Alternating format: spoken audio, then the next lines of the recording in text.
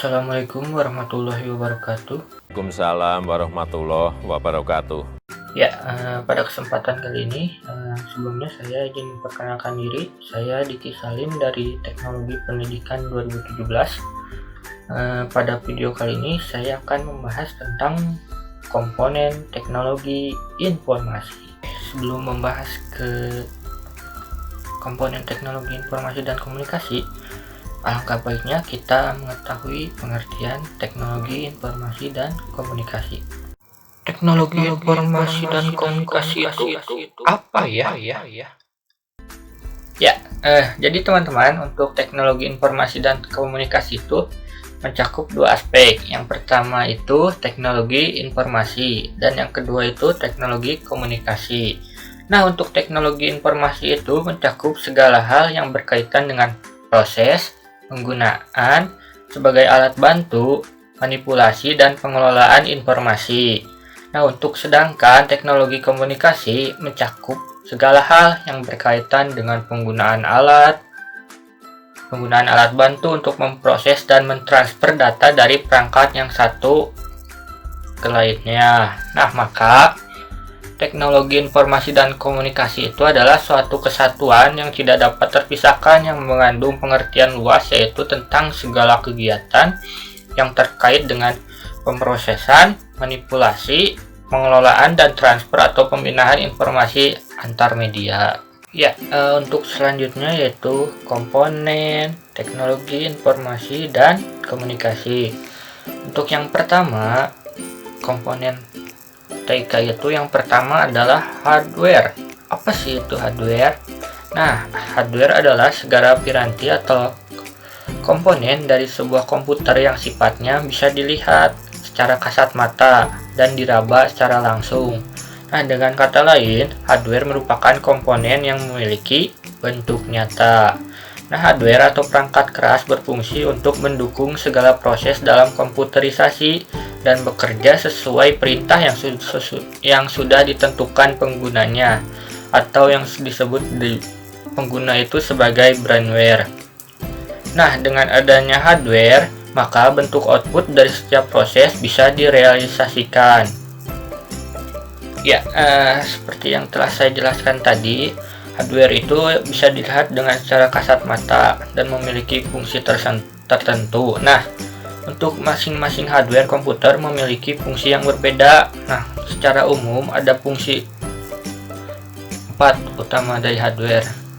Yang pertama itu menerima input. Nah, hardware tertentu memiliki fungsi khusus untuk menerima input yang dilakukan oleh user.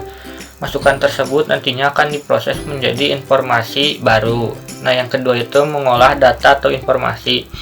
Setelah menerima masukan atau input, beberapa hardware memiliki fungsi khusus untuk mengelola atau memproses input tersebut menjadi informasi baru. Yang ketiga itu memberikan output. Setelah diproses, hardware tertentu akan memberikan output atau keluaran kepada user. Nah, setiap output yang dilihat oleh user akan ditampilkan melalui hardware khusus. Nah, yang terakhir itu menyimpan data atau informasi. Nah, output yang dihasilkan oleh komputer dapat disimpan dalam perangkat penyimpanan sekunder pada komputer. Nah, hardware untuk menyimpan data tidak hanya terpasang di dalam komputer, namun ada juga hardware yang dipasang di luar komputer. Untuk yang kedua dalam komponen teknologi informasi adalah perangkat lunak, atau yang kita bisa sering sebut adalah software. Nah, software adalah media yang menjembatani antara hardware dan brainware.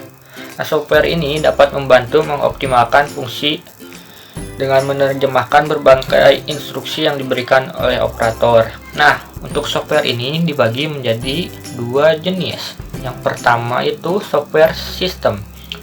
Nah, software system atau kita sering menyebutnya adalah operating system. Nah, OS. Dengan adanya OS, maka hardware bisa menjalankan software aplikasi untuk digunakan oleh user atau operator. Nah, beberapa OS yang populer diantaranya adalah Windows, Linux, macOS, dan lain sebagainya. Nah, untuk yang kedua adalah software aplikasi. Ini merupakan aplikasi pendukung yang berada pada OS untuk memaksimalkan kinerja komputer. Nah, beberapa software aplikasi yang cukup populer diantaranya adalah ada Microsoft Office, ada Photoshop, CorelDRAW, AutoCAD, dan lain sebagainya. Untuk yang terakhir dari komponen teknologi informasi adalah brainware. Nah, apa sih itu brainware?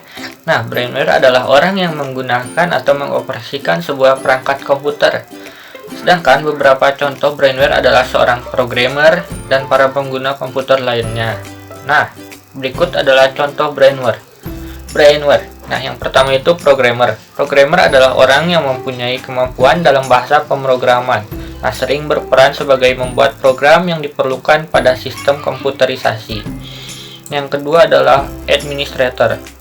Nah, orang yang bertugas mengelola sebuah sistem operasi dan program yang digunakan pada komputer atau jaringan komputer. Nah, yang ketiga adalah operator. Nah, orang yang menjalankan sistem operasi dan program dalam perangkat komputer. Nah, operator ini biasanya merawat sistem operasi komputer, menyiapkan data untuk diakses, dan lain-lain. Nah, dalam sistem komputer ini, brainware menjadi hal yang sangat penting dan tidak dipisahkan dari hardware dan software. Nah, kenapa? Karena hardware dalam komputer tidak bisa dijalankan tanpa adanya software. Nah, sedangkan tanpa adanya brainware, maka software dan hardware itu tidak bisa berjalan. Nah, jadi ketiga komponen dari hardware, software, dan brainware itu saling membutuhkan satu dengan yang lain. Ya, mungkin cukup materi yang dapat saya sampaikan tentang komponen dari sistem informasi dan komunikasi. Mohon maaf bila ada salah-salah kata. Sampai bertemu di lain waktu. Assalamualaikum warahmatullahi wabarakatuh.